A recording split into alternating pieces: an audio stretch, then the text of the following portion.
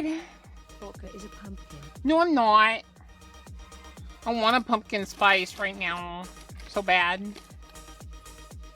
So bad! Hi, R. Hi, Zero. Hi, Yukin. Hi, Yukin. Ugh!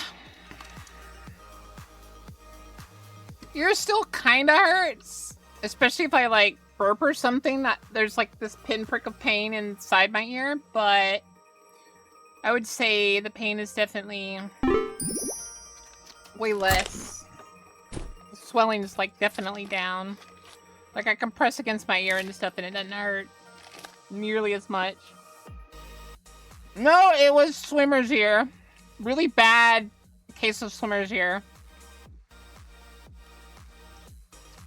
Turns out you're supposed to...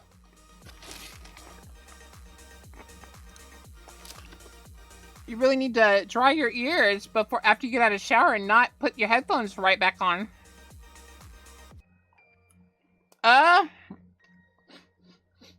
My nose is a lot better. I'll say that. I don't think my nose has anything wrong with it still. I still have this Moe's medicine, which I think I'm supposed to keep taking still. But I think I'm fine with the nose. Huh, that's weird. I put a Po2 vid in reacts. A Po2 vid? I put the worst Pokemon Mega Evolution in reacts. It's Dragonite. It's obviously Dragonite. Why are we making this distinction? Okay. It didn't hurt as much as it normally does. I mean, that's kind of smart. Not gonna lie. Oh, that's kind of smart. That doesn't seem like the worst. Dragonite's the worst. Dragonite. Your face is wet cement. Alright. Yeah, we're gonna react to this. And then we'll react to the Last Epoch stuff tomorrow. And we'll probably play it tomorrow. Play some Last Epoch. Because I downloaded it. And you guys really wanted me to play it. Do y'all want me to jump around and look at stuff? Or do y'all want me to react to the whole video? What's the goal here, guys? What do we want?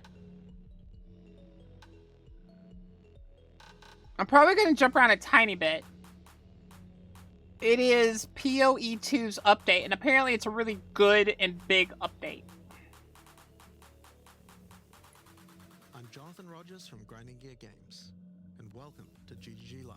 I want to watch the trailer. Today we're going to show you an exclusive reveal of what's coming next for Path of Exile 2. Twitch drops are enabled on today's live stream, so you'll be able to claim your Sun Priest's Incineration rare finisher effect by following the instructions below. Now with that out of the way, Now I wish I saw that. let's get started. Bokath, one lurker jump around is fine. Just wanted you to look at the stuff you want to see.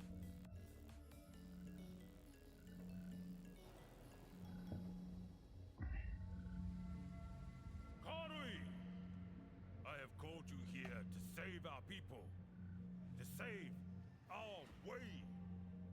Over the ages, we have known pain like no other, but we endured, and we became mighty. Now, outsiders dishonor our shores, and we have stood by, doing nothing. Hear my voice, ancestors! Show us your strength! Show us the true way! I understand.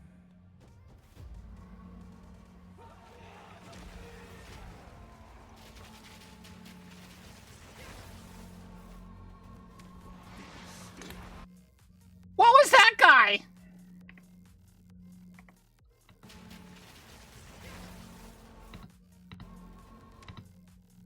Hello?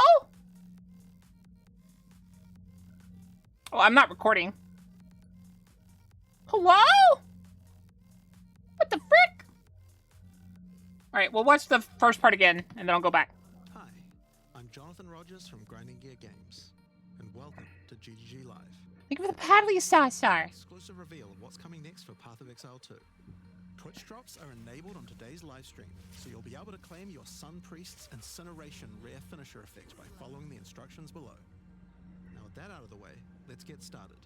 It's time to give you a teaser of what's coming in Path of Exile 2, the third Edict.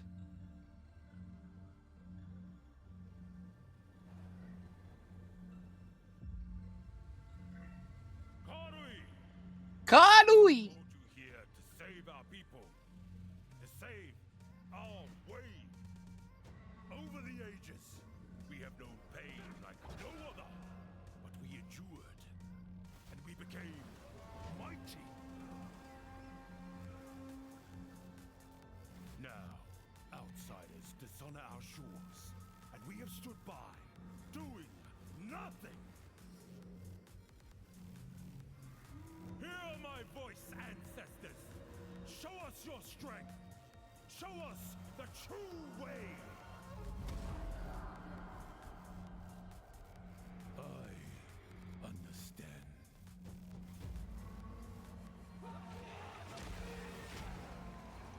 Pretty cool. So far. But this dude! That's pretty cool. That might be the coolest boss I've seen.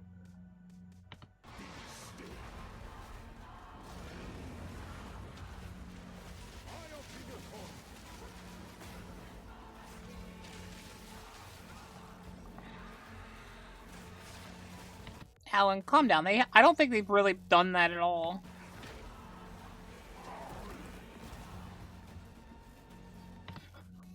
Did that monkey look at me? This guy looks cool. He just ripped his jaw off!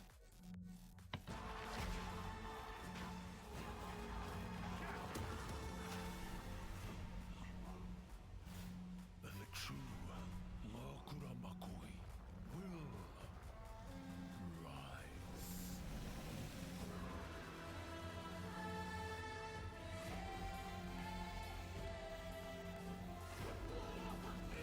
35 new areas.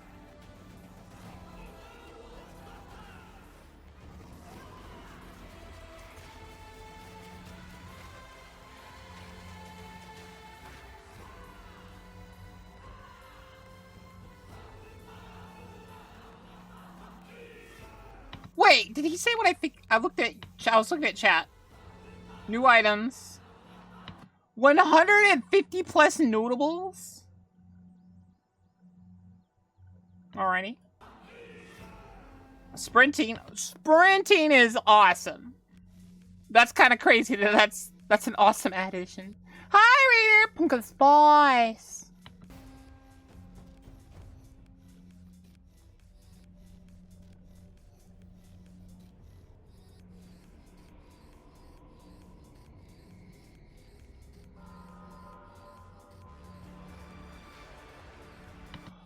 Abyssal's back! Yes! Now please fix the... Oh, consumed what I think you guys. Hi, Super King. Pumpkin Spice. Hi, Silo. Now just fix, your ascendancies, please. I do not want to do those 2 areas for my second ascendancy.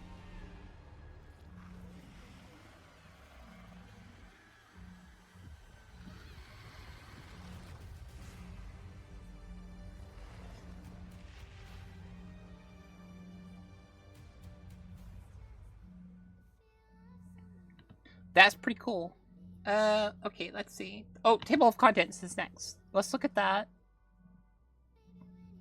Now, as you can see, there's a lot going on, and we have a lot to reveal today. We'll start by... New support gem system. Multiple levels. Multiple copies of the... Thank you! Thank you! Thank you!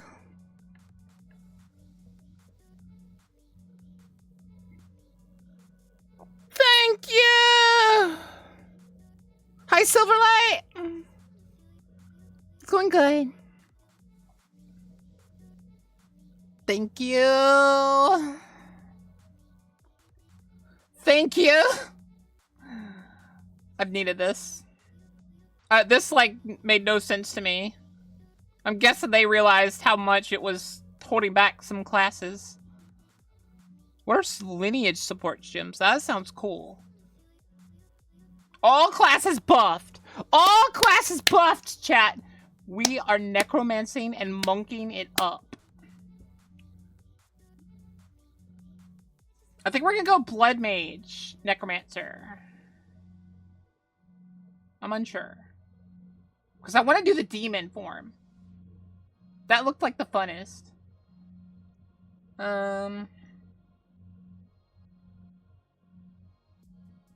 Asynchronous trades.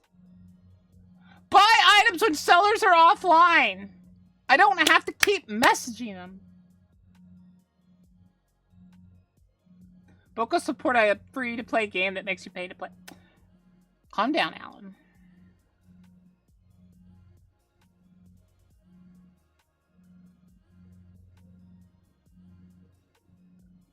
The alt ascendancy staff is being worked on. I love that they're working on it. I love that they're trying to think of a better way. That shows that they care. I love... The reason I'm okay with the pay part is because, one, they were very clear about it. It's because it takes a lot of money to, like... Because they're paying a lot of people to work on this. And they're working, like, double time. And they're trying to, like, flesh out more. And they're paying a lot of artists. And, like, it's going to be free to play. Basically, you're paying for the right to play it early. While you're getting, like, lots of bonuses because you paid early.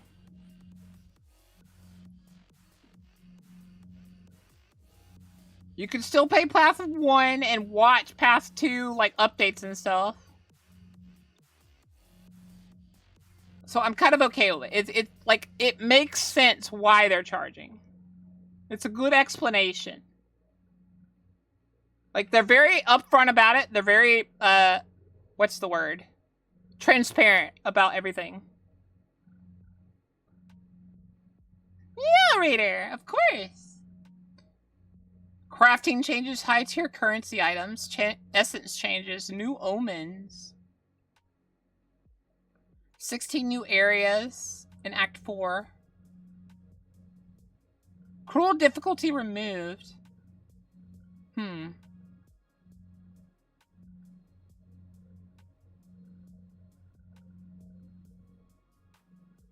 was probably a lot of complaints about that. I didn't really see the problem. I'll be honest, but I'm sure there were issues or something that I didn't notice. That they were like, we don't want people to have to deal with this. I love 12 new skill gems. Please let some of them be on the Necromancer and the Monk to make them more fleshed out. Even if it's just like one new skeleton or something. Yeah, that's what they were trying to fix, Oak. That's what they did here. You got Act 4 and you got 3 interlude acts. So you're not going to be playing the same acts. I think only one act will be repeated. If at all. Unsure, but I'm pretty sure this together makes it where you don't have to play it. The kitty shakes his head. Nope. I like this. I like this a lot. A lot of this whole thing right here, pretty much every single thing on this board I'm happy with. I think the only thing that I don't care too much about is probably the in-game maps. Like, I never even got to see them, so...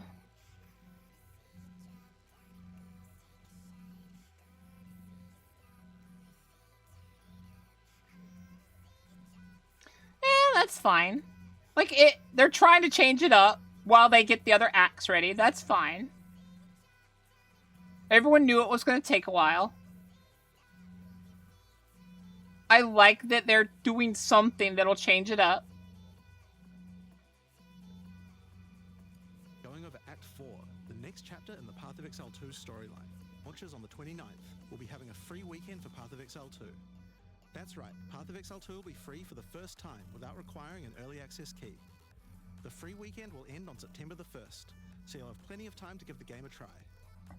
They're even giving people that don't want to pay a chance to play it early. That's incredible. Okay? So even if you don't pay afterwards, your progress is still going to be saved. Like, they're going to keep your account there and everything. I love that. That's awesome. Alright, let's get started with Act 4. The story continues from the end of Act 3. Doyani has agreed to help you find an ancient weapon that can be used against corruption, the instrument of the Third Edict. The weapon was broken in ages past, but he believes that the pieces may be found in the Karui Archipelago, the home of the Karui tribes. You will need to journey to Kingsmarch, hire a ship, and set sail. When you open the map, you can choose to sail anywhere you like. Act 4 is completely non-linear, and you can visit the islands in any order you choose. I do like that, the whole non-linear story thing. Hi, Midmush. I'm doing alright. My ear's doing a lot better. How is everyone doing, by the way?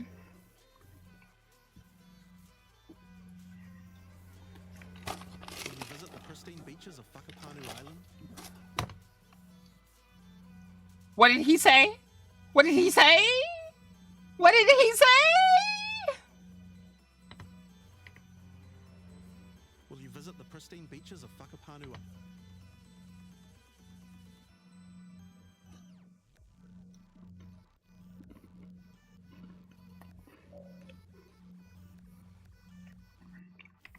In any order you choose. Will you visit the pristine beaches of Whakapanu? I'm not hearing things right. That's not me hearing things right. You hear what I hear, right?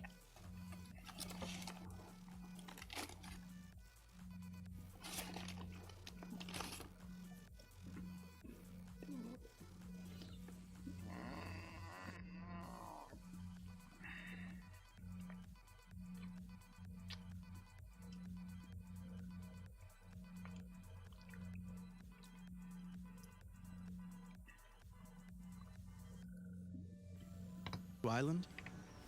The Karui whisper of a curse that afflicts. Is it the pristine beaches of Whakapanu Island? You hear it that time? Did you hear it that time?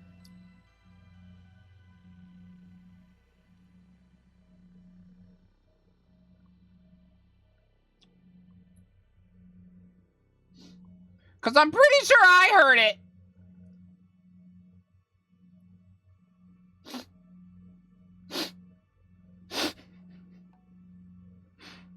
They are wild for naming an island that. Whoops. The Karui whisper of a curse that afflicts all who travel there. Perhaps it's related to the weapon you seek. Or maybe you will visit the volcanic shores of the Isle of Kin. The Kin have been more restless recently. Kin has his own island, guys. It's okay. Mining for sulfite and driven by some dark force. What? Mining for sulfite and driven by some dark force. What? What is he doing? He's playing with dead bodies as if they're dolls.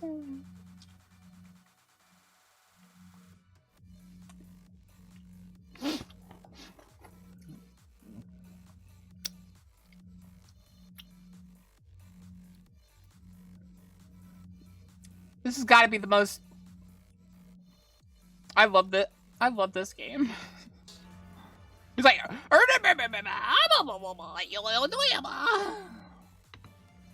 Perhaps you will choose to consult with one of the local Karui tribes. Their ancient wisdom could hold clues to finding the third edict. No matter where you choose to go, you will fight dangerous beasts. Find fabulous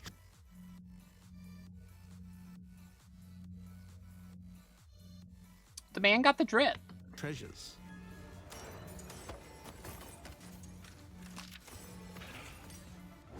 And battle incredible bosses. A challenger! That's a monkey! The monkey! Come, Yama sees your soul! There are 8 islands to discover, each teeming with its own flora and fauna. Act 4 contains over 100 new monster types, 16 new areas, 12 new bosses, and plenty of other interesting encounters.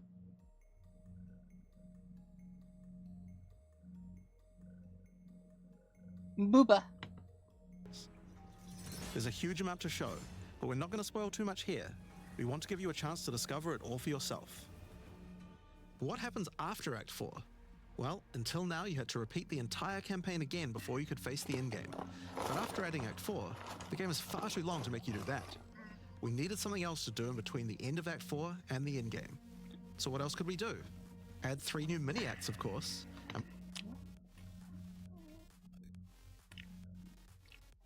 I like it. We're calling them the Interludes. The Interludes are a set of 3 temporary side stories that will be included in the game until Act 5 is released, that will take you to level 65 where the endgame can begin. The first interlude sends you on a journey back You're not understanding what you're saying. Don't worry, it's just a react, punk. We'll play games later. to Ogham. But you have fun if you leave anyways. Efforts to rebuild Ogham village after the defeat of Count Geonor, but there's a new danger afoot. The nearby town of Holton is surrounded by an impenetrable darkness, and each night their corrupted townfolk emerge to raid the local farmlands. You'll discover new areas and new bosses. You'll need to find your way through the darkness, uncover the source of corruption, Soon you will serve our master. and defeat it. Yes, I shall dance with their corpse. And Not gonna lie, that sounds that looks like a cool boss fight. that's just the first interlude. The second interlude will have you return to the Vasteri Desert, where Asala has been given a sacred duty. When the skies align, the gifting of water requires a chosen Sekima to meet with the Selkari, guardians of the sacred water, but they're nowhere to be found. You will need to track down the Selkari, find those responsible for disrupting the gifting, fight even more new bosses, Dude had a cannon! discover the secrets of the ancient ritual. What games? We play all kinds of different games each day. I think today is either going to be Terraria or Peak. Discover new locations, and ultimately help Asala carry out her sacred duty. Now for Interlude 3. As Royal Thaumaturge of the Vaal, Doyani had plans within plans to save his people from the cataclysm perpetuated by Atzeri's lust for power. Why did he put his mask down? Was he trying to be cool? I mean, I guess. One such plan involved sealing a group of willing Vaal deep in a great mountain vault near the home of the Asmeri, deep enough to survive the cataclysm. Even though thousands of years have passed, he believes that their descendants may still live, and may be key to defeating the beast. The journey up the mountain will be dangerous. New foes stand in your way.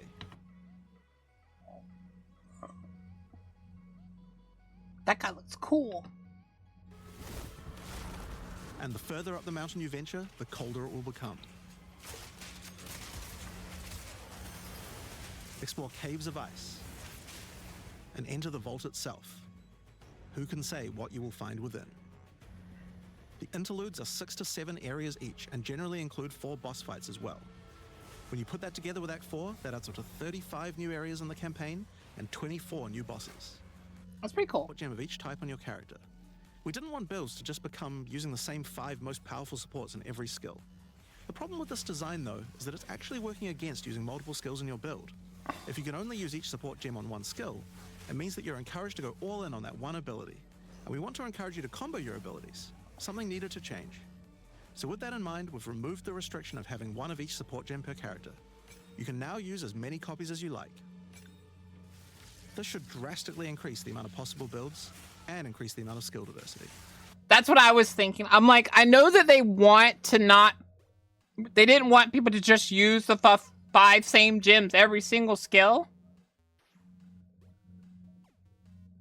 But in, like, in practice, it kind of, like, convinced you and, like, forced you into just building one ability. Because certain skills really wanted to be on other abilities, but if you didn't put them on your main skill would be vastly weaker because of it. Like multi-shot. I wanted that on every ability. Like certain skills I didn't want on everything, but like other abilities, like... And here's the thing. I didn't want multi-shot on every ability. I wanted it on like most of my abilities for certain characters. Other characters didn't really want multi-shot. They wanted something else. But like, some abilities just wanted certain things.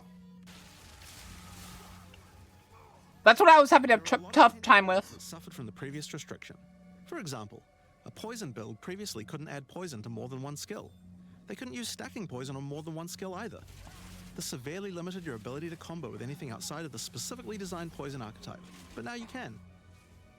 Many utility skills previously couldn't scale to endgame, because the supports that would make them scale were more useful to use in other skills. You would never speed up killing Palm with martial tempo, when you would much rather use it on your primary skill instead. There are more examples like this all over the place. That is so true. I had such a painful time trying to figure the monk out. Because there were certain skills that really wanted some of those supports, but couldn't have them. In addition to that, though, we thought there wasn't enough feeling of progression in the supports as you went through the game. There were only 3 tiers of supports, and many of the most important ones were given out at Tier 1. Also, there were no strict upgrades. That's true. Meaning that upgrading supports when you ran out of sockets required quite a lot of thinking.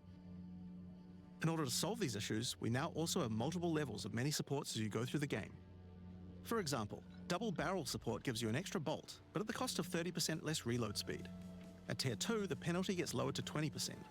But then at Tier 3, the support gem gets something new. It now reloads automatically when you heavy stun an enemy. In some cases, the highest tiers might work a little differently, and you'll have to decide if you like the upgrade or not, depending on your build. For example... Ooh. I like that. Example, rapid casting. The first couple of levels gives 15, then 20% increased cast speed. But then at Tier 3, it changes to a new approach. For each different spell you cast in the last 8 seconds, you get 10% increased cast speed, which could be a pretty big bonus if you use a lot of different spells.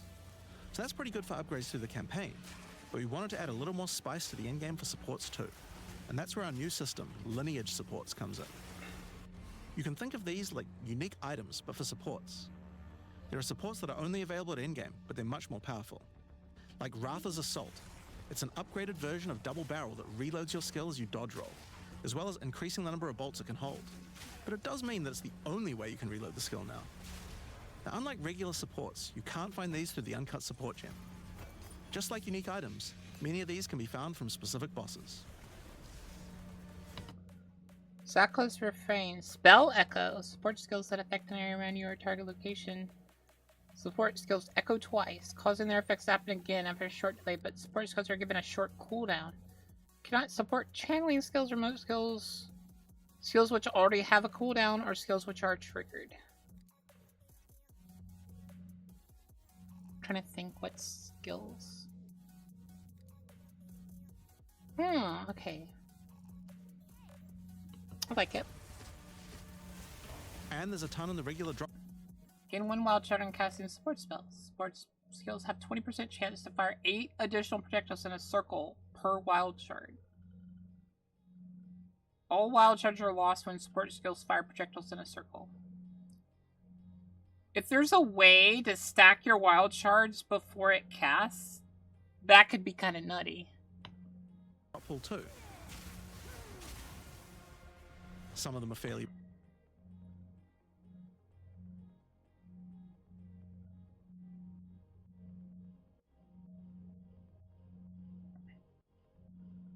That's pretty good for sports gym. I feel like every support gym is going to want that, but that's a unique. So I'm guessing you can only have one of it. So you have to pick which support you like the most, or like helps the most to give it. Rare. Others fairly common. Some of them are build defining. Wait a minute, what?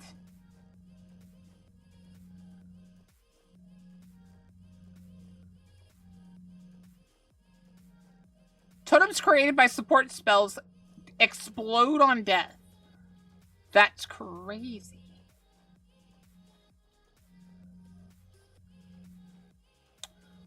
So it makes your totems like tanky walls that explode when you run at them. That's from PoE 1. It's really cool. Others are just... Hits with support skills treat enemy monster elemental resistance values as inverted.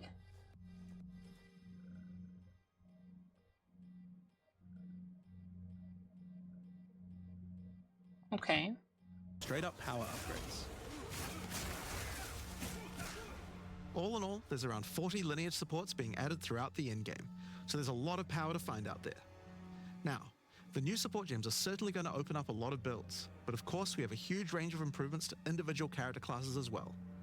As well as adding new skills, we had a big focus on buffing existing skills so that we added an ice fragment support that creates more of them when killing frozen enemies. Okay.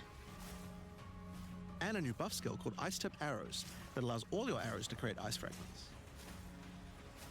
This already gives clear to rangers wanting to use ice, but to take further advantage of the ice fragments, freezing Oh, that was cool. It looked like a salvo of missiles. salvo has been upgraded to shoot additional cold arrows towards every fragment, giving you a nuke-like ability.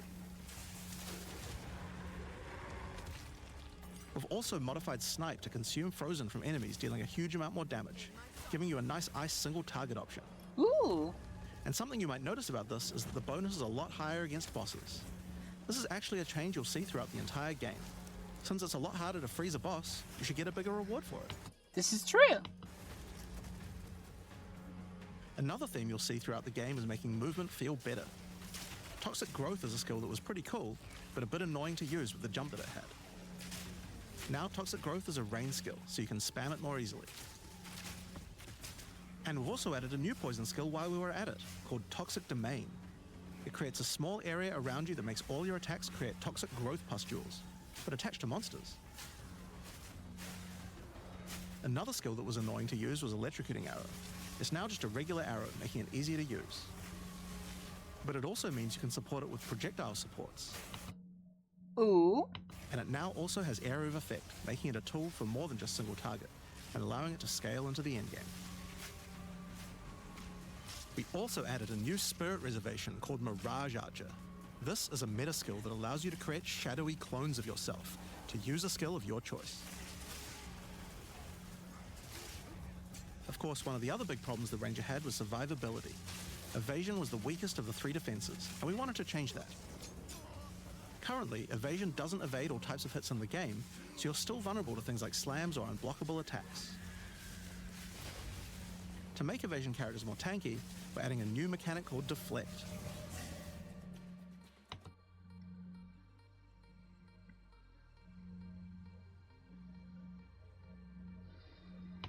Unlike Evasion, Deflect works on everything, and if you successfully deflect a hit, you take 40% less damage. Items can now give you a mod that gives you some amount of deflection based on your evasion. Okay, I kind of like that. And there's a bunch of it available on the passive tree too. Deflection is rolled in addition to evasion, so this is an upgrade for regular hits too. And unlike evasion, there's no maximum chance. You can reach 100% deflect against all hits if you spec into it enough. Oh, that's pretty cool. Hopefully that doesn't end up being too strong. It is only 40%, so I feel like tank builds are definitely gonna build evasion, I think, because of this. Of course, this is a buff that helps all Dex characters, so the Mercenary and the Monk, but especially the Huntress, are seeing big defense boosts from this as well. Speaking of defensive mechanics, let's talk about block and parry. Now, one of the big concerns on the release of the Huntress was parry feeling unreliable. One of the big reasons for this is there's a lot of hits that are not blockable, and thus not parryable either. I don't have pumpkin, but I So came a here huge- with a hello that is good enough for you, Boka. Yee! Balance change we're making is that now everything is blockable, except for specifically unblockable red flash skills that bosses use. This makes parry much more reliable. And not only that, but to make block and parry nicer to use, you now also move faster than before while using these abilities. This is a massive buff to passive block as well. So to counter that, we did have to lower the max passive block a bit, but overall you should feel much safer. Fire skills on the warrior were not really cutting the mustard, so we decided we needed to upgrade a bunch of them, but also add some more as well. Let's start with a buff. Volcanic fish are now branches into multiple fishes, giving it much more clearing potential. I did wonder why that only made a line. We've also added a new skill called Forge Hammer. This skill throws a molten hammer that does a slam at a distance. You can recall the hammer back by using the skill again if you like. That's gonna be a build. It's gonna be Fire Thor. We already know it. Or there's gonna be a way to make it thunder damage. It's gonna be the Thor build. But the cooler thing to do is to use a Warcry near it. Using a Warcry makes the hammer That's gonna be a build. explode, making a bunch of volcanic fishes around. That's gonna be a build. It does the spiral thing. That's a build. Volcanic fishes re-trigger when you slam them, so it's a great skill to make a flaming arena to fight a boss. We also buffed Perfect Strike to have a much larger area of effect, and changed Molten Blast to not always force you to move forward. Trust me, it feels a lot better to use now. The skill now has massively boosted chance to ignite monsters as well. And you're going to want to ignite monsters due to a new glory skill called Ancestral Cry. Ancestral Cry charges up with glory by igniting monsters, invoking King Kaum's favor. After you do, use it to channel Kaum's ancestral power. Every attack will be ancestrally boosted with fire. Your very steps will explode, triggering volcanic fishes. Bokathedragon. And molten Ah! from your attacks. That's pretty cool. Warrior shield skills were another area we wanted to improve. Now that we've got sprint, we actually don't need to have a cooldown on shield charge anymore. Well, shield charge is gonna be used to travel around for warriors. It now also does more damage the further away you are when you use it. Shield Wall got significantly upgraded AoE. Also, you can shield charge right through it to trigger all the walls. We also added a new shield war cry. Fortifying Cry gives you a defensive buff, but it also builds up charge on your shield that empowers your other shield skills. Okay. And Magma Barrier now doesn't require timing in order to use. Just wait for your shield to charge up and block.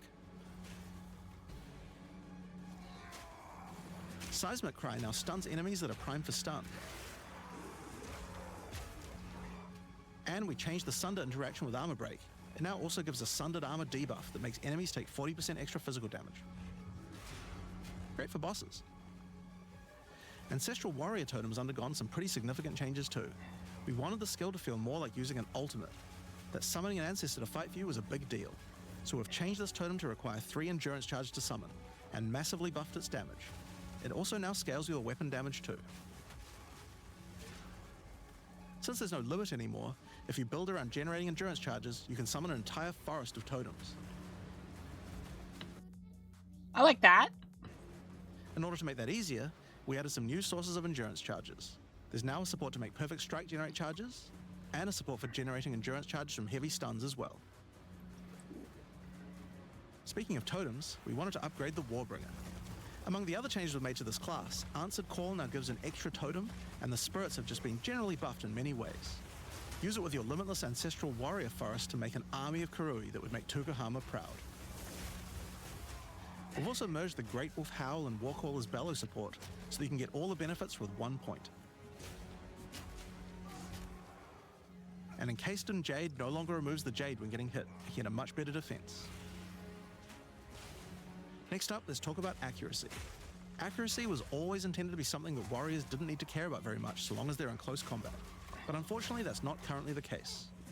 This was particularly annoying with skills like Bone Shatter, which you certainly don't want to mess with. So we significantly buffed your chance to hit at close ranges when you don't have much accuracy. Warriors shouldn't require any accuracy investment in order to hit with close range attacks now. I'd heard that warriors were really fed up with that. We also wanted to improve armor. Now, one of the major weaknesses of armor is the inability to defend against elemental damage. In order to mitigate this, we're adding a lot more of the stat that allows your armor to defend against elemental damage. It's now available on items and in a lot more places on the passive tree. Well, that's nice. One of the most important improvements we've made in 030 is to declunk the action and flow of shooting crossbows. You can now reload crossbows without any movement penalty. But not only that, all skills that can be used while moving now slow you for a shorter amount of time. This change benefits everyone, not just crossbow skills. With both of these changes put together, the run and gun playstyle feels much better. I will say, my guilty pleasure was playing a crossbowman mercenary off stream, because it just felt like I was like playing a shooter game, a top-down shooter. Important this change is for the feel of the class. The mercenary is also a good chance to talk about how we're rebalancing to make comboing skills much better. Take Shock for example. It buffs damage and lasts 4 seconds right now, but that isn't really giving you enough time to take advantage of it. If you're going to add a lightning skill into a build that otherwise wouldn't use one, we need to make mechanics like this much better. So we've increased shock duration on monsters to last 8 seconds. And skills like Plasma Blast, which are intended to be good at shocking enemies, now increase the damage bonus by a lot more. You'll find changes like this all around the game. Chill now lasts 8 seconds, giving you more of a reason to weave in cold damage. Freezing skills are better. I did not like the ice damage. So this makes me kind of happy. Because I was trying to do like a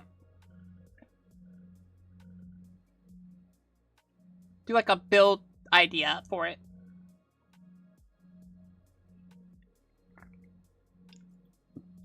I deleted this disappointment as well as the first part. Freezing. Burning skills need to cause burns that last longer. But making skills like Permafrost Bolts and Incendiary Shot double down on how they're supposed to be used, it makes using them in your build alongside other skills much more likely.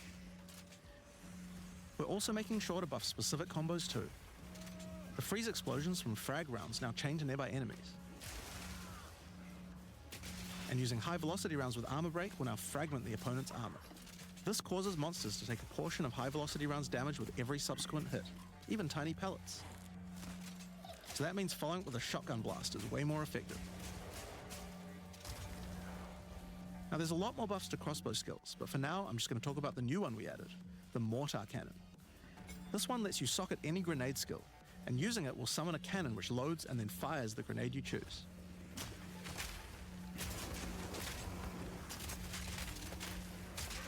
Another issue on the Mercenary were banners.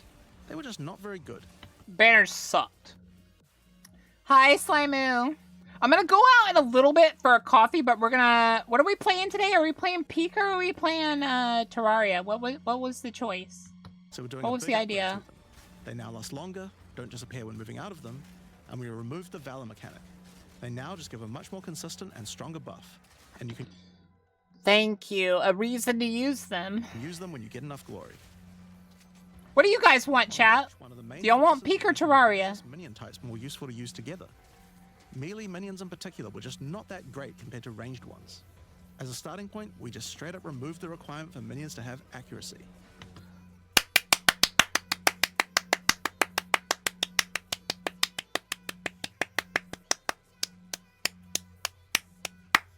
No, go ahead and choose, Anon. I don't mind either. I love both games a lot, so... Attack minions now always hit, which makes them way better. Thank you. I felt like I was tied down to accuracy. Brutes got some good numeric buffs, but we also added a new command skill where they do a war cry that intimidates enemies and detonates any frozen monsters and allies around you in a big cold explosion. We've also changed the Frost Mage's command skill to an ability that adds ice armor to your other minions, adding a layer of defense. And it makes them deal cold damage back to the attacker as well. The ice armor also makes the minion count as frozen, so the Brute's Warcry can detonate them too. Unearth was changed to work on corpses of your dead skeletons, allowing you to summon the minions more easily in boss fights. I like that. Also, jump ability, allowing them to get into combat faster. Ray's Spectre was also feeling pretty weak for the spirit cost they have. To be honest, we were a little afraid of these when we first balanced them. We've both decreased the spirit cost for a large range of monsters, and have significantly increased Spectre damage too. They should feel a lot more impactful. That's what I felt like. I felt like spirits were pre-nerfed. It felt like this can't be the damage they were expecting. Right? Melee skills need less damage, but skeletons themselves don't need accuracy at all. You need a tiny bit from warriors. You just need a tiny bit. You're rarely gonna miss, he said. So that there's always a tiny benefit for adding just a tiny bit of accuracy for warriors. Skeletal mages did not want to have to be building accuracy if they were going into the skeleton tree. There's also a lot of new spellcaster weapons with new occult skills. But I'll just talk about one of them that I thought was particularly cool. The Reaping Staff is actually a wicked scythe that gives you a new ability called Reap. When an enemy is low in life, you can dash forward and rake enemies with the scythe to cull them instantly, healing you. It can also inflict critical weakness on enemies too. Ooh. Now, there's a lot of balance changes in the Witcher's Ascendancy classes, but I'll just talk about two of them for now. On the Blood Mage, you were previously required to spend your first points on Sanguimancy, which really was supposed to be the downside for being able to access the powerful abilities on the rest of the class. In order to make picking the Blood Mage a better early option, we made Sanguimancy free, unlocking the power of the rest of the class immediately. On the Infernalist, the Demon form wasn't something people were really using because you lost your weapon stats while transformed. Well, you no longer do, so it's a much better option now. Alrighty. On the Monk, the wind skills needed a big upgrade for sure. Staggering Palm can now stack up its duration if you use the skill multiple times in a row. So you can keep the effect. As long as they didn't nerf the tornado build, that's the build I'm going. All your skills throwing up wind much more easily. As long as they made it a little better too, because it wasn't that great. Wind Blast had the purpose of building up to dazing an enemy, but dazing just wasn't worth all that effort.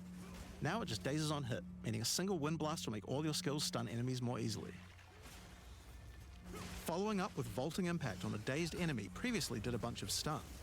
Now it allows you to break your enemy's stance. When their stance is broken, following up with a fast attack will do way more damage. A cool build that certain people always enjoyed in PoE 1 was hand-to-hand combat, but until now we just didn't have a real way to make it viable. Well, that changes now. The Monk, as a true martial artist, now has the ability to learn the Hollow Palm technique, a keystone that lets you use all quarterstaff skills while unarmed. All quarterstaff attacks now have a special... We're gonna go tornado palmless.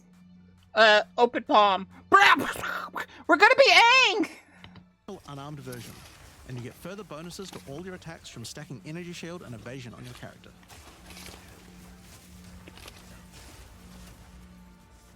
A new keystone we also added to the Monk section of the tree is Walker of the Wilds. This changes Mana Leech to work with elemental damage instead of physical, which is pretty useful for all those elemental attacks the Monk has, but it works well for the Ranger too.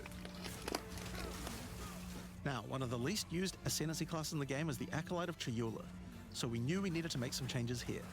One of the key things we had to do was make the chaos damage that the Acolyte can do much more useful. So we've added a new skill, allowing chaos damage to ignite, shock, chill, and freeze, embracing the elemental prowess of the Monk in a truly chaotic fashion. In addition, he can make all of his chaos damage leech. And we've buffed Into the Breach and Embrace the Darkness by moving the effects of the 4-point nodes into the base skills. He also gains a new notable, Grasp of the Void, which leaves void illusions behind you as you dodge roll. If they're killed, they do massive explosions of darkness, dealing damage to everything in sight. Now let's talk about Sorceress skills. One of the things we wanted to improve on the Sorc is the ability to use multiple elements together more effectively. Now, this might seem small, but one of the things pushing you towards using a single element is debuffs like Elemental Curses, which lower resistances of a single element. In order to fix that, we're making quite a lot of game-wide changes to these kinds of mechanics to broaden what they apply to. So for example, There's no longer 3 curses for fire, ice, and lightning. Instead, there's just a single curse that buffs all 3 at the same time. That was probably necessary. And things like Frostbomb, which gave you cold exposure, now give elemental exposure. You can use it to buff any of your other skills. I do love some death battle. We also wanted to make switching between different weapon sets smoother, so you can use different elemental staves more effectively. To do that, we've removed the weapon switch time, and now happens instantly. This applies game-wide too. I did know that they were really worried about letting that be a thing, like how broken it would be, but I'm glad that they ended up doing it, because I do know a lot of people wanted to do that. Like, they felt like they needed it. And it looks like it works really well. Stop there. We wanted to add some specific mechanics that work between different elements, and that's where elemental infusions come in. Certain skills can now drop elemental infusions. For example, when a frostbomb explodes, it leaves behind a cold infusion on the ground. After picking it up, you can spend it on one of any number of different skills to transform how they work. Spark will create a nova of cold-infused projectiles. Ice Nova will leave a chilled area on the ground. And we also added a new low-level skill that fires ice shards. Use it with cold infusion though, and the ice shards will explode. Orb of Storms now generates lightning infusions when you cast enough spells near it. And that's all spells, by the way, not just lightning. Once you have one, you could cast a lightning flame wall, which adds both fire and lightning damage to all the projectiles that pass through it. Or power up Ember Fusillade with lightning, which will generate arcs to nearby enemies as each fireball hits. Or maybe go lightning on lightning with arc. This skill is now a projectile, and by infusing it, you can go full Palpatine. Palpatine. Get fire infusions by blowing up monsters with living bomb. Then use the... Yeah, I saw that, right, Lakan? I just go, the open palm, the hollow palm, and go the wind stuff. with Comet to summon a giant fire meteor from the sky. With, like, earth attacks. From a small area into a much bigger one. Firestorm is unique in that it can be infused by multiple different elements at the same time. Add an ice infusion to rain down ice at the same time as the fire. And add lightning to add deadly strikes from the heavens into the mix. Or use it with all three to generate a storm that is truly apocalyptic. Cold Snap has been simply turned into Snap. Previously you could use it to shatter ice, but now it works to detonate all of the different elemental ailments, and makes them leave behind infusions. And just like how you could previously use it on Frostbolt, you can now also use it on Orb of Storms and Solar Orb to detonate those as well, which means you can... Well, Storm Mage is definitely a build. Many infusions at once. We also have a Spirit Reservation skill, and a support gem to help generate them too. On the passive tree, we've added quite a few new keystones to the Sorceress section. Here are a couple of examples. The Black Flame Covenant keystone converts your fire spells to chaos and causes your ignites to deal chaos damage.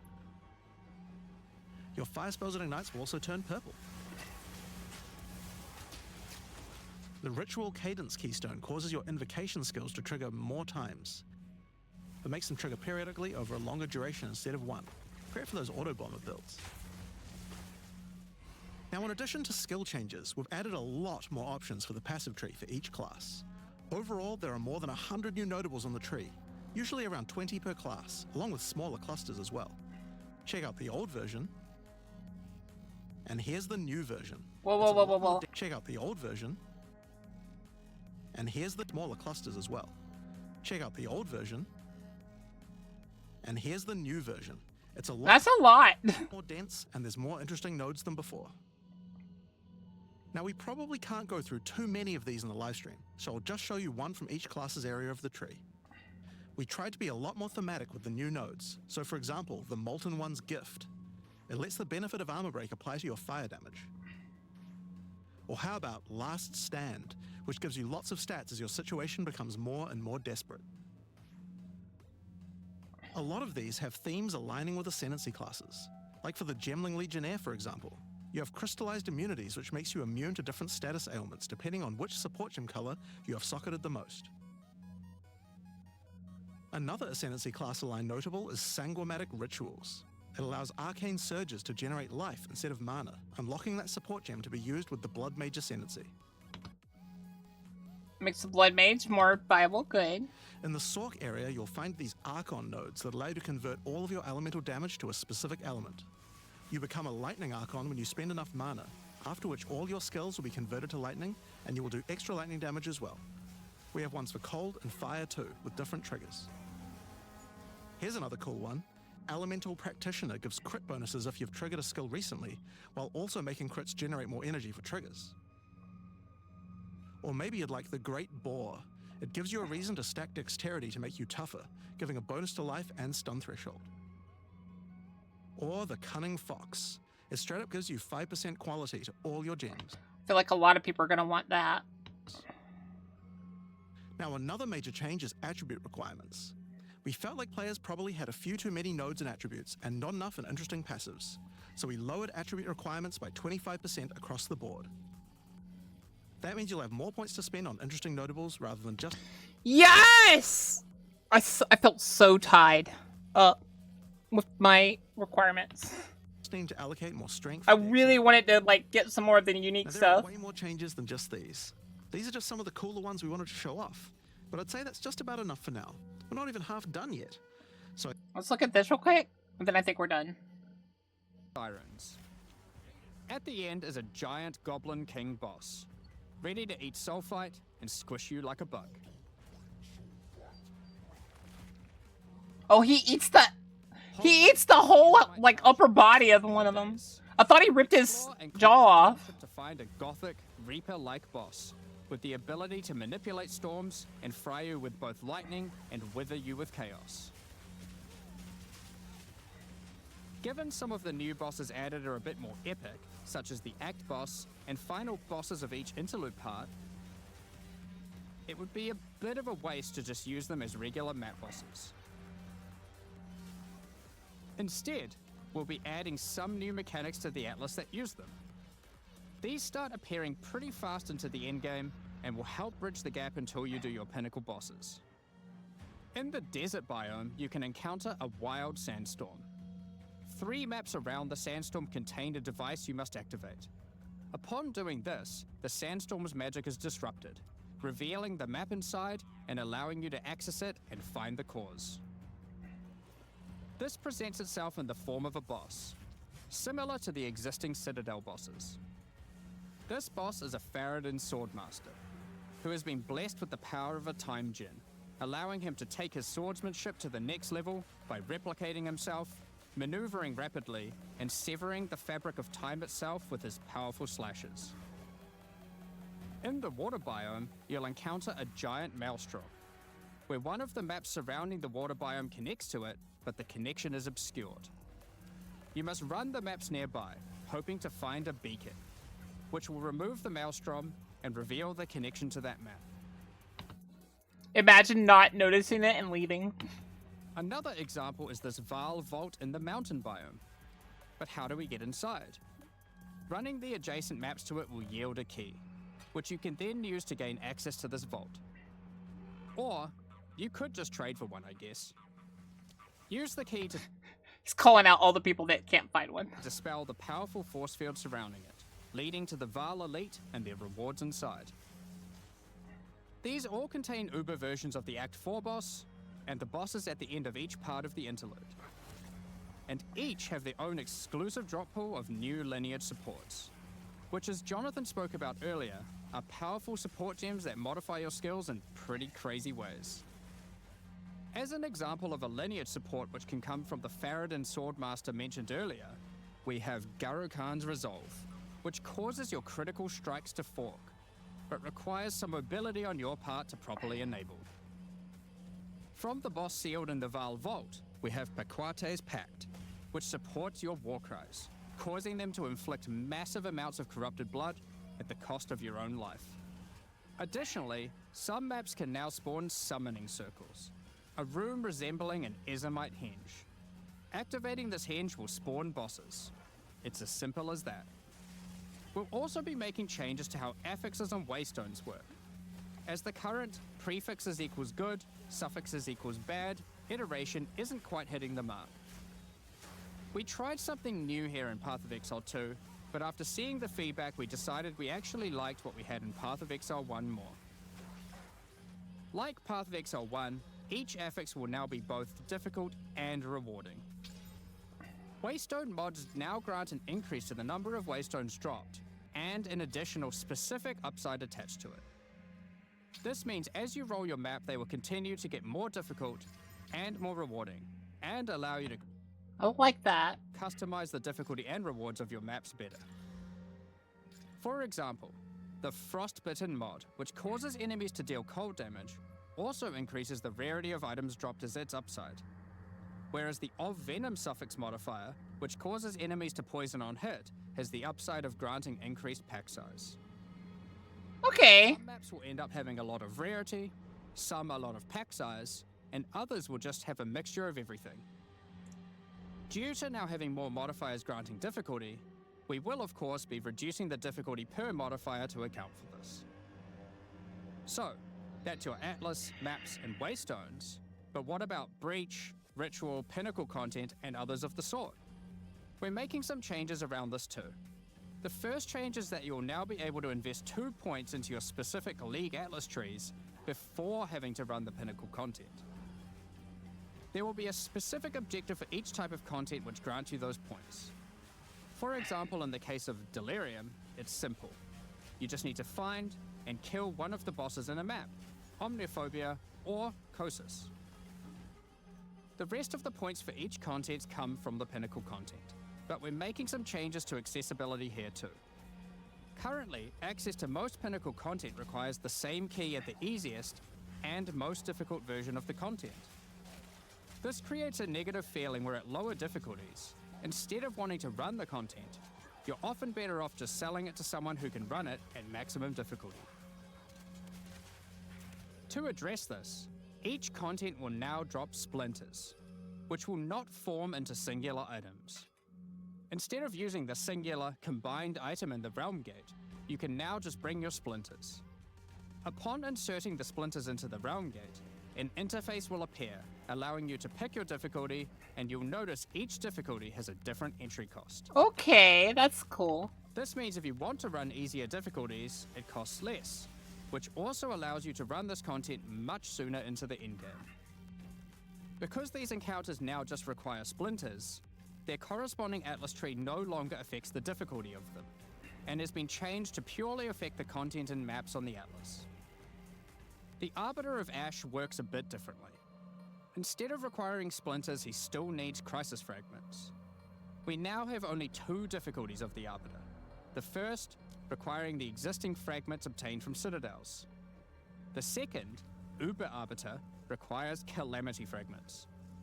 These come from Citadel bosses also, but only once you've allocated the maximum number of points in your boss Atlas tree, ensuring those Citadels are at their highest difficulty level. Since we're talking about Pinnacle content, we also felt that the leveling curve in the late game was a bit too steep. We've smoothed this out a bit so that it's easier to get to the mid-90s. We've also added some new in-game unique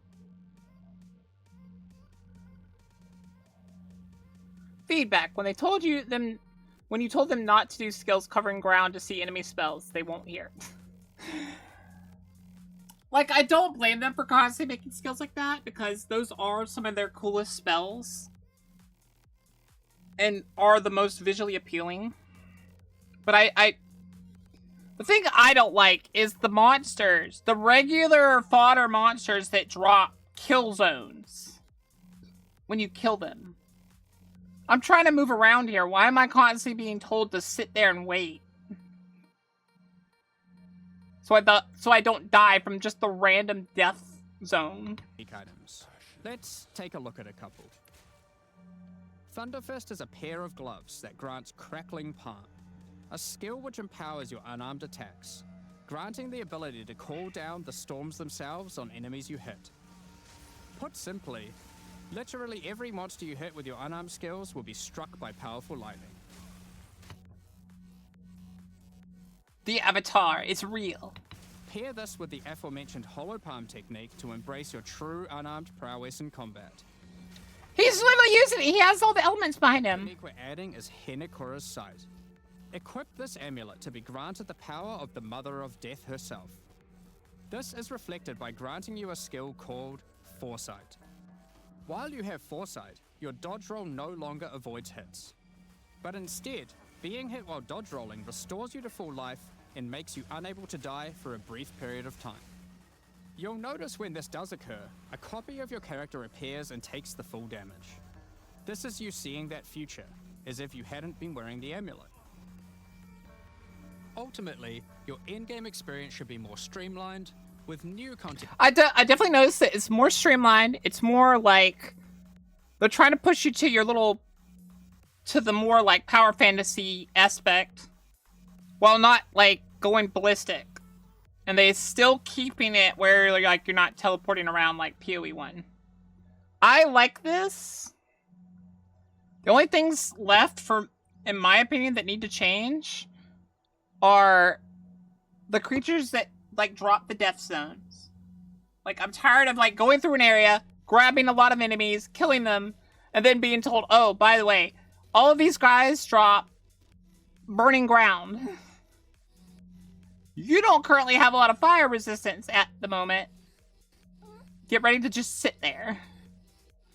Like, I don't mind if the later part of the game has those zone bursting monsters. But why are you doing it in low rank? Where, like, I'm still trying to get my resistances up.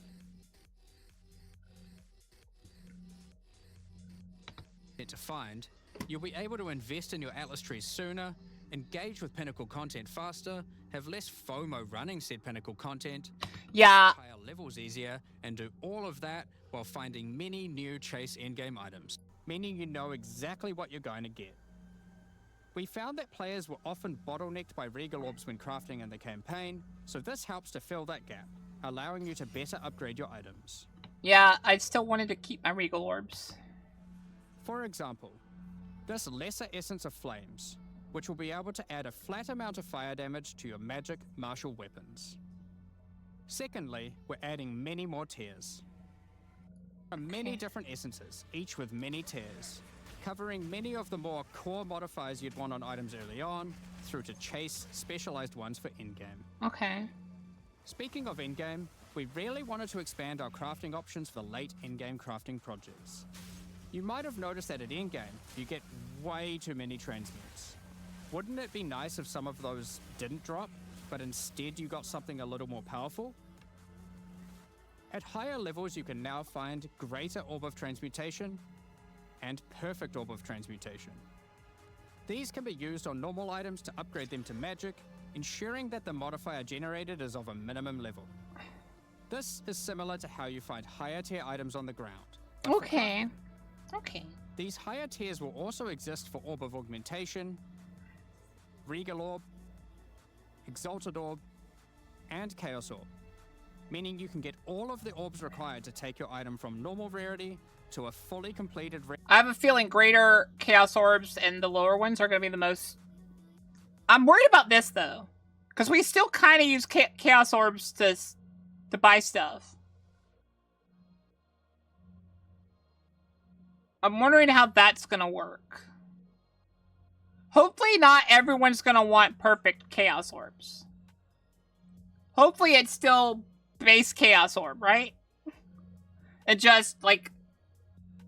These are just, like, multiples of 2, multiples of 3. Like, this is 3 Chaos Orbs. This is 2 Chaos Orbs. Kind of thing.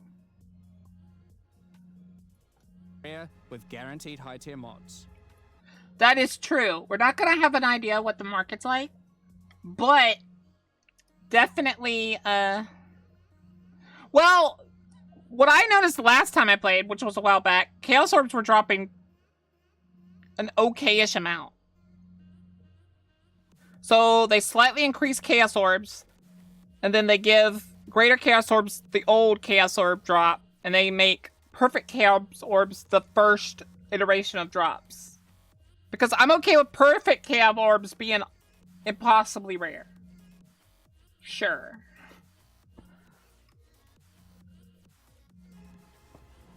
On top of these new core crafting currencies, we wanted to make sure Hey, there ya, were BB. powerful crafting bases to use them on.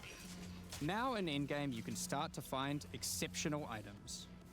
These are items that drop at normal rarity and are perfect for your from-scratch crafting projects.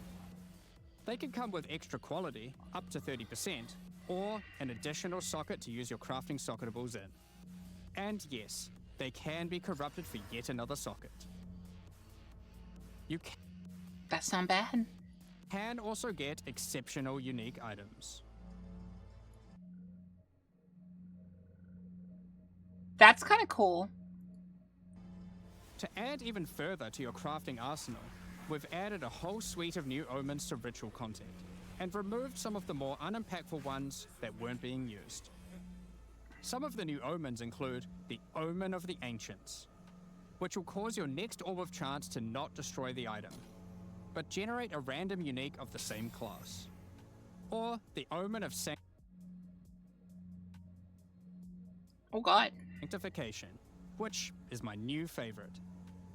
This will cause your next Divine Orb used on a rare item to re-roll the values of its modifiers, allowing it to exceed the normal minimum and maximum values, raising the ceiling on the new most powerful rare items in the game. That upgraded in-game by a lot.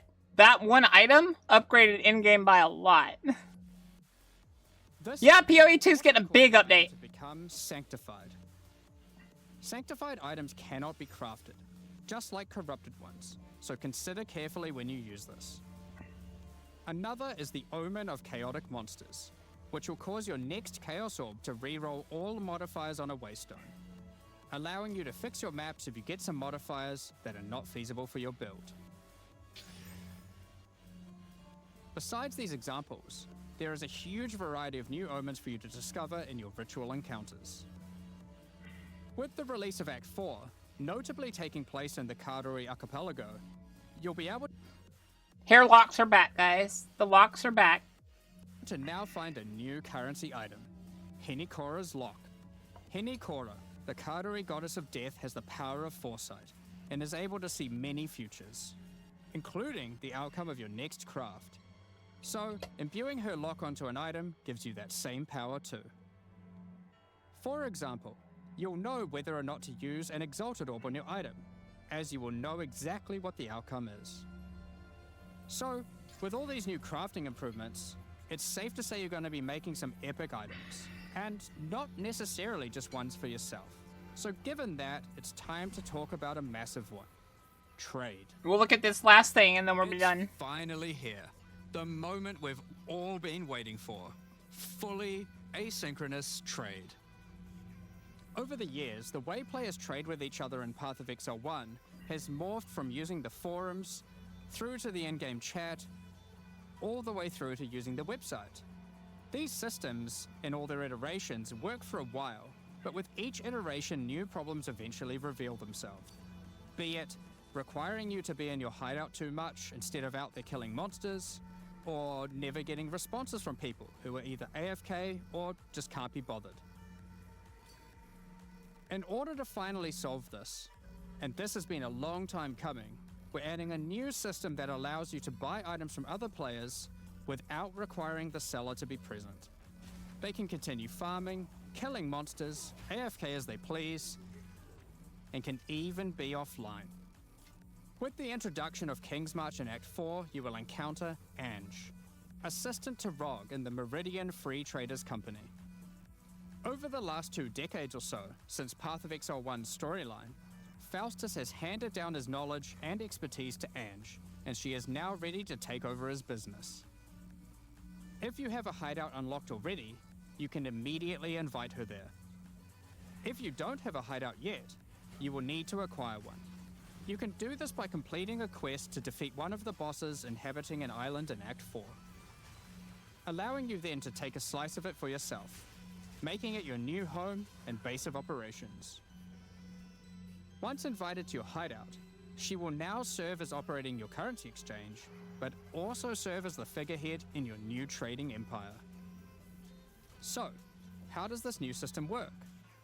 In the existing trade system, you would list items for sale in premium stash tabs. Okay. And then when someone wanted one, you'd have to take it out for yourself and trade it to them. Now, instead of using those, you can give your items to Ange so she can sell them for you. Each item must have a price set. The prices are set using in-game currency items, such as Exalted Orbs or Chaos Orbs.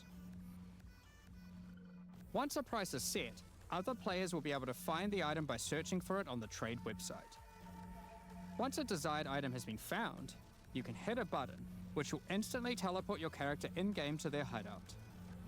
Then, you can immediately purchase the item, and while there, if you want, browse their other goods, in case there's a good deal someone else hasn't yet discovered. I don't know if that's an old MMO. Notice that as a buyer, on top of the current... That was kind of what MapleStory had, but I think you still needed to be logged in. I don't think there's ever been a system where you could go to their store, they're not there at all, or they're online but they're not there. I think only MapleStory had it, where you could, if you bought a certain shop, you could sell your item and still be walking around. Because I think that was like a premium sell shop. Most people didn't even need the premium sell shop, honestly. To be fair, the WoW auction house did that. They've ruined the WoW auction house. I don't want to hear about the WoW auction house. Let's not talk about WoW and whatever grave it's trying to peek out from. To be fair, what they were doing was working for a while.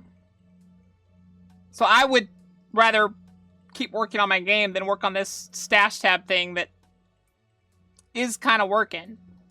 But it's nice that it's like this now. Like, I understand! Ooh, but look at all the other good stuff that they added while adding this. This is quality of life. Set for the price. It also costs gold to purchase an item, as Ange has bills to pay after all. As a seller, you'll immediately receive a notification when an item of yours is sold, and can also see an effect above Ange in your hideout when she has unclaimed currency. Just go talk to her, claim your currency, and continue playing at your leisure. I like that. As many people already acquired premium stash tabs for the purpose of the trade system, we wanted to add a way for you to convert your existing tabs to merchants tabs, if you want. You can do that here, on the website, but only if you purchase those tabs before the release of the third edict. To clarify, the existing trade system will remain fully intact, so your premium stash tabs will not lose any of their functionality. We just figured people might want to switch over to this new system. We expect a lot of feedback They're gonna give you one for free, I think. around this new system, and are looking forward to trying it out with Favorite death battle episode? Currently, right now, it's probably the Excalibur versus Ribbon one. you. Raiden one. As we are not able to test internally with an entire, thriving economy, there will certainly be some kinks to work out. Based on how the system goes, we will be adding it to Path of Exile 1 when ready. Character's power or progression in any way. The Justice series of supporter packs contains 6 exclusive microtransactions. Claim glory after defeating enemies, or inspire your allies by calling down the Banner of Justice portal. The Sphinx Mystic hideout decoration will identify items for you, displaying them as it does so. This ancient creature has been presented with many items over the eons, so has some strong expressions to make on the quality of your wares. Become a Is he gonna diss your bad items? I hope so. warrior, worthy of delivering the justice of the eternal gods, with the Apostle of Justice armor set. This armor set also comes with a matching back attachment containing a set of scales to measure your worth. With the Apostle of Justice finisher effect equipped, the Goddess of Justice herself will appear to decide on a verdict for slain unique enemies. Witness as she decides the fate of your slain foes, Will they ascend to be amongst the gods or be banished to the underworld? The Griffin fledgling pet will be your courageous companion as you journey throughout Rayclast. I want the Griffin! Shaw. Your place in the skies. Drop a link to the video. I will. in the I will be plateau doing of that. The gods hideout. This hideout comes with many different sections for setting up your home or base of operations. In order to travel between them, you simply just need to walk off the edge. Like a true eternal god, you can float between the mountains on the clouds themselves. I want this place. The Trathan The gods! I am a god. Executioner Pack series also contains 6 exclusive microtransactions. The Trathan Executioner finisher effect is a brutal display of Trathan might, crushing slain unique enemies as if they were bugs beneath your heel.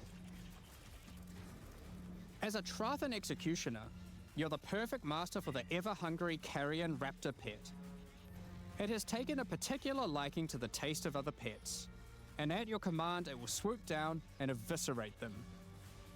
Proceeding to... That's messed up. That's messed up. That's messed up. That's messed up. Should have learned. I'm not an alpaca. You can kill other people's pets. That's messed up. satisfy its hunger by feeding on their corpse. The nobles of the 4 major Trathan houses had their mercenaries, but if their hired hands became notably irritating, they'd have to call in the Trathan executioners. You can now embrace their methods and become brutality incarnate with the Cruel Trathan Executioner armor set. The matching Cruel Trathan Executioner cloak will shroud you in scarlet as you crush the skulls of your enemies and leave a trail of blood behind you as you build up a kill streak. Or use the alternate variant to simply put a skeleton on your back. Be bathed in blood as you mutilate monsters with the Cruel Trathan Executioner character effect. The swirling blood increases Other in games, volume as your here you can spree pet of the slaughter puppy, continues. Path of Exile. You Both can make this other effect people's and the puppies cloak ghost plat. Exactly. It's messed up. use the same kill streak for tracking how much blood is shown. After a long and tiring day of executions, enjoy a relaxing game of dice with the Goblin Gambler's Hideout decoration. They'll definitely be playing fair, right? The Pulverizer map device brings a horrid efficiency to punishing the damned of Trathis. Each map you open will execute the next victims. This map device in its true ruthlessness tracks the total number of monsters killed, your kills per second, and your largest kill streak up to the point of the map being completed. This is then displayed on a leaderboard so you can take a measure of you and your friends' violence at the end of each map. Additionally, any microtransactions from the supporter packs will be made available for use in Path of Exile 1. Pretty cool.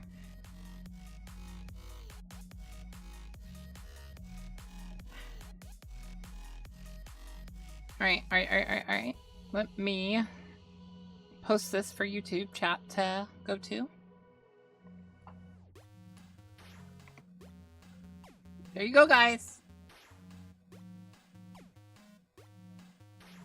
Right. Alrighty, guys. I'm gonna be back in a little bit. I think I'm leaving now. I'm not sure.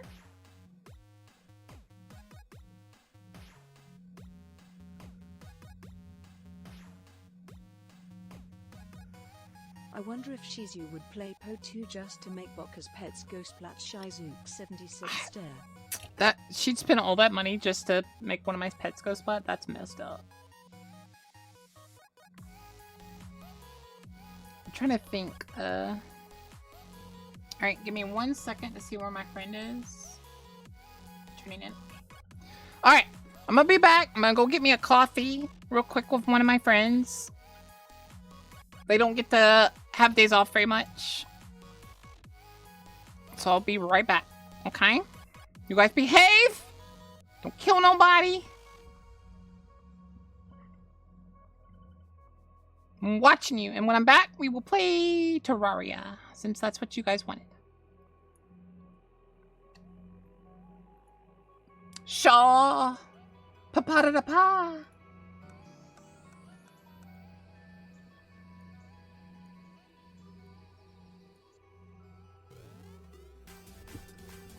see that fire. Stop it.